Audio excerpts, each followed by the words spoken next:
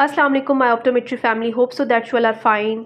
आज हम एक नए टॉपिक को, एक नए लेक्चर के साथ आए हैं। नए टॉपिक को डिस्कस करेंगे, that is all about the refraction. Refraction क्या चीज़ है? रिफ्रैक्शन में मेन हमारे पास दो तरह के टाइप्स आ जाते हैं। एक होता है हमारे पास ऑब्जेक्टिव रिफ्रैक्शन और एक होता है हमारे पास सब्जेक्टिव। ओके जी, जो मेन आज हम अपने टॉपिक में डिस्कस करेंगे देन ऑल अबाउट रेटिनोस्कोप या रेटिनोस्कोपी। रेटिनोस्कोपी क्या चीज़ है कि रेटिनोस्कोपी एक प्रोसीजर है जिसमें हम रिफ्रैक्टिव एरर्स को डिटरमिन करते हैं with in help of an instrument that is called retinoscope. अब रेटिनोस्कोप आपको पता है कि एक इंस्ट्रूमेंट होता है, ठीक है, जिससे हम लोग अपनी तमाम एरर्स को फाइंड आउट कर सकते हैं। मायोपिया है, हाइपरमेट्रोपिया, स्टिग्मेटिज्म है, प्रेसबायोपिया, वो तमाम हम एरर्स देख सकते हैं। अब रेटिनोस्कोपी के बेसिकली 4 तरह के टाइप्स होते हैं, ठीक है।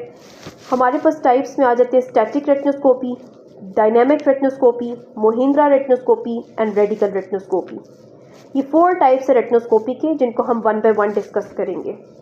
अगर हमारे पास आता है first of all static retinoscopy. Static retinoscopy की ऐसी रेटिनोस्कोपी है, ठीक है, जिसमें हम लोग क्या करते हैं कि डिटर्मिन करते हैं डिस्टेंस रिफ्रैक्टिव एरर, ठीक है, well accommodation is at rest, जिसमें हमारी एकोमोडेशन रेस्ट पे होती है। मतलब वो तमाम एरर्स जिसमें हम डिस्टेंस के रिफ्रैक्टिव एरर्स को फाइंड आउट कर सकें, ठीक है, और एकोमोडेशन हमारी रेस्ट पर हो, तो वो हमारी स्टैटिक रेटिनोस्कोपी कहलाती है।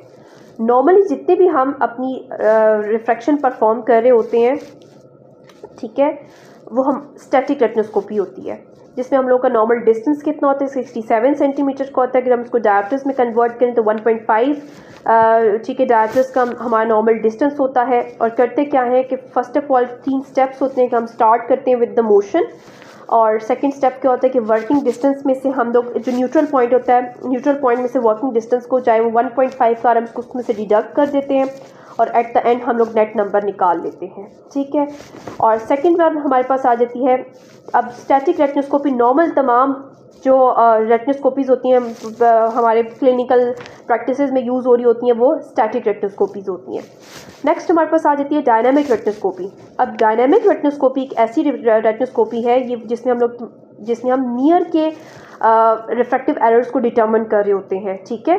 और well accommodation is not at rest, बल्कि एकोमोडेशन इसमें हम एग्जर्ट करा रहे होते हैं। और आपका जो नॉर्मल वर्किंग डिस्टेंस होता है वो आपका कितना होता है, ऑलमोस्ट 40 सेंटीमीटर तक का होता है, जो आप नियर पे रख के परफॉर्म कर रहे होते हैं। अब जो डायनेमिक रेटिनोस्कोपी है वो कब परफॉर्म कर रहे होते हैं, all cases of paediatric refraction के अंदर हम डायनेमिक रेटिनोस्कोपी परफॉर्म कर रहे होते हैं।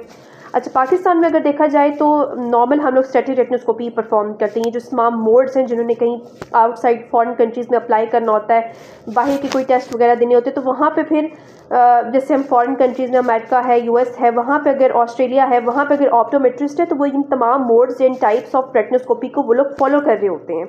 उतने ही डिस्टेंस पे रख के वो परफॉर्म कर रहे होते हैं। और पता होना चाहिए आप लोगों को कि डायनामिक रेटिनोस्कोपी जो है वो कब कब परफॉर्म होती है। In case of lag of accommodation है, लीड ऑफ एकोमोडेशन है, या all cases of presbyopic correction के लिए, ऑल केसेस ऑफ पीड्स, और जहाँ पे आपकी एकोमोडेशन एक्सर्ट हो रही है और एक्सेस एकोमोडेशन अगर पेशेंट कर रहे हैं, तो उन तमाम केसेस के अंदर हम डायनामिक रेटिनोस्कोपी को परफॉर्म कर रहे होते हैं।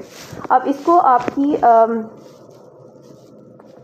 ड्राई रेटिनोस्कोपी भी कहा जाता है कि हम इसमें ड्रॉप्स को यूज़ नहीं करते, ठीक है। जैसे कि हमारी स्टैटिक रेटिनोस्कोपी को देखा जाए तो स्टैटिक रेटिनोस्कोपी में क्या होता है कि हम उसको वेट रेटिनोस्कोपी भी कहते हैं, कि उसमें हम ड्रॉप्स डाल के, तो जो हम साइक्लोपीजिक ड्रग्स यूज़ करते हैं, एट्रोपिन हो गया, होम एट्रोपिन हो गया, साइक्लोपेंटोलेट हो गया, तो उनके जो ड्रग्स का इफेक्ट होता है हम उनको डिस्टेंस में से डिडक्ट भी करते हैं। डिडक्ट करने के बाद हम लोग नेट नंबर निकालते हैं। लेकिन in case of dynamic retinoscopy इसको ड्राई रेटिनोस्कोपी भी कहा जाता है, और इसमें हम कोई भी जो नंबर होता है, ठीक है, ड्रग के इफेक्ट को हम डिडक्ट नहीं करते। सिंपल हम क्या करते हैं, न्यूट्रल पॉइंट के बजाय हम लोग वर्किंग डिस्टेंस में से न्यूट्रल पॉइंट को डिडक्ट करके नंबर लेकर आते हैं, ठीक हो गया। नेक्स्ट हमारे पास आ जाती है मोहिंद्रा रेटिनोस्कोपी। मोहिंद्रा रेटिनोस्कोपी एक ऐसी रेटिनोस्कोपी कि जिसमें हम लोग डिस्टेंस के ही रिफ्रैक्टिव एरर को डिटर्मिन कर रहे होते हैं, और इसमें भी हमारी एकोमोडेशन रेस्ट पर होती है। लेकिन बिल्कुल स्टैटिक रेटिनोस्कोपी की तरह ही होती है, लेकिन फ़र्क इसमें ये होता है कि हम लोग जो डिस्टेंस यूज़ कर रहे होते हैं वो ऑलमोस्ट अबाउट 20 सेंटीमीटर का डिस्टेंस रख के हम लोग यूज़ कर रहे होते हैं।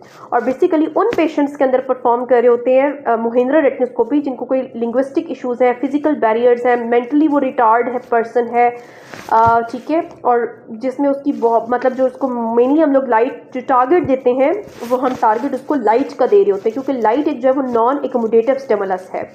अच्छा, अगर स्टैटिक रेटिनोस्कोपी करें तो हम उसको टारगेट कौन सा देंगे, डिस्टेंस का टारगेट देंगे, क्योंकि डिस्टेंस के एरर को डिटर्मिन करने के लिए हम लोग स्नेलन चार्ट का ऑप्टोटाइप 660 दे सकते हैं।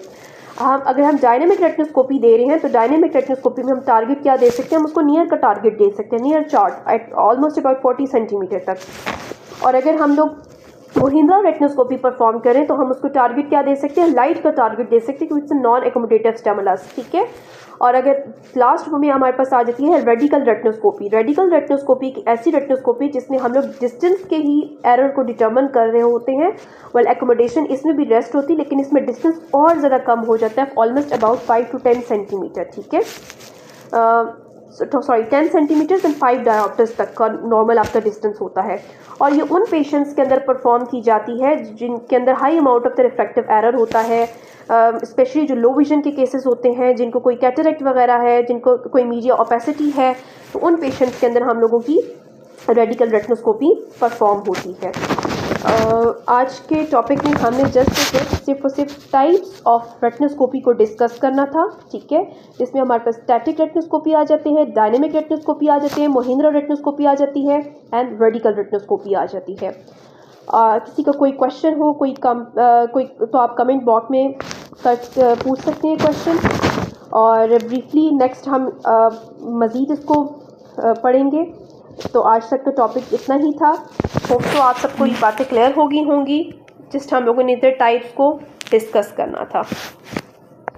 रिफ्रैक्शन, अगर हम ऑब्जेक्टिव रिफ्रैक्शन को देखें तो ऑब्जेक्टिव रिफ्रैक्शन हमारे पास आ जाती है। नॉर्मली सबसे पहले तो आपको पता होना चाहिए कि रिफ्रैक्शन क्या होती है, ठीक है। रिफ्रैक्शन एक ऐसा प्रोसीजर है that is used to correct an errors, जिसमें हम तमाम एरर्स को करेक्ट कर रहे होते हैं। चाहे एरर्स हमारे पास चाहे वो मायोपिया हो सकता है, बईद नज़र का कमज़ोर हो जाना, हाइपरमेट्रोपिया नज़दीक नज़र कमज़ोर हो जाना, या एस्टिग्मेटिज्म जिसमें तमाम सिलेंड्रिकल एक्सेस आ जाते हैं। ऑलरेडी हम मायोपिया, हाइपरमेट्रोपिया और एस्टिग्मेटिज्म इन तमाम एरर्स को ब्रीफली डिस्कस कर चुके हैं। तो रिफ्रैक्शन को अगर देखा जाए तो ये एक ऐसा प्रोसीजर जिसमें हम लोग एरर्स को करेक्ट कर रहे होते हैं। और फिर इसमें दो तरह के टाइप्स आ जाते हैं, objective refraction and subjective refraction. अब ऑब्जेक्टिव रिफ्रैक्शन क्या होती है कि एक ऐसे प्रोसीजर जिसमें हम लोग एरर्स को तो डिटर्मिन कर रहे हैं, एरर्स को तो करेक्ट कर रहे हैं, but doesn't involve patient response, और पेशेंट की इन्वॉल्वमेंट इसके अंदर नहीं होती, जिसमें पेशेंट को कोई रिस्पॉन्स नहीं होता, ठीक है। मतलब ये उन पेशेंट्स के अंदर किया जा सकता है जो छोटे पेशेंट्स हैं, बच्चे हैं, जो मलेंगनर्स हैं, जो झूठ बोलते हैं, मतलब जिनको शौक़ होता है छोटे बच्चों को कि हम ग्लासेस पहने, चश्मा पहने, लेकिन उनका नंबर एक्चुअल में होता नहीं है। तो फिर हम उसमें ख़ुद से मैनुअली हम लोग जैसे रेटिनोस्कोपी करके तो हम एक एरर को फाइंड आउट कर लेते हैं और देखते हैं कि एरर है कि नहीं है। तो ये हमारा ऑब्जेक्टिव रिफ्रैक्शन आ जाता है। इसके अलावा सेकंड जो टाइप है वो हमारे पास है subjective refraction that involves the patient involvement, जिसमें हमारे पेशेंट की इन्वॉल्वमेंट होती है। कैसा प्रोसीजर जिसमें हम लोग एरर को तो डिटर्मिन कर रहे हैं और उसमें साथ साथ पेशेंट की इन्वॉल्वमेंट मौजूद है। ऑब्जेक्टिव रिफ्रैक्शन यानी वो तमाम इंस्ट्रूमेंट्स, अब हम इंस्ट्रूमेंट्स को डिस्कस करेंगे जिससे हम लोग ऑब्जेक्टिव रिफ्रैक्शन फाइंड आउट कर सकते हैं। हमारे पास आ जाते हैं रेटिनोस्कोप, उसके बाद ऑटो रिफ्रैक्टोमीटर, एंड देन हमारे पास आ जाती है फोटो रिफ्रैक्शन। विद ये तमाम वो इंस्ट्रूमेंट्स हैं, ये वो तमाम ऑब्जेक्ट्स हैं जिससे हम ऑब्जेक्टिव रिफ्रैक्शन परफॉर्म करते हैं। फर्स्ट ऑफ ऑल हम रेटिनोस्कोपी को आज डिस्कस करेंगे, देन हम ऑटो रिफ्रैक्टोमीटर पे जाएंगे, एंड देन हम फोटो रिफ्रैक्शन पे जाएंगे। और सेकेंडली हमारे पास आ जाती है सब्जेक्टिव रिफ्रैक्शन।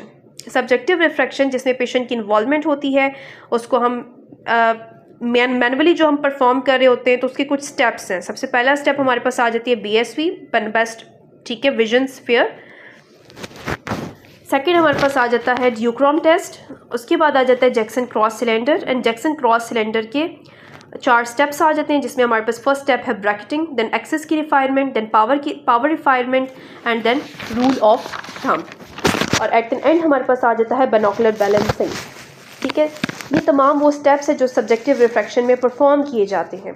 ठीक है, बेसिकली ये हमारे पास 4 स्टेप्स होते हैं। ठीक है, BSP best vision sphere, duochrome test and Jackson cross cylinder and then binocular balancing. अच्छा, फर्स्ट जो हमारे पास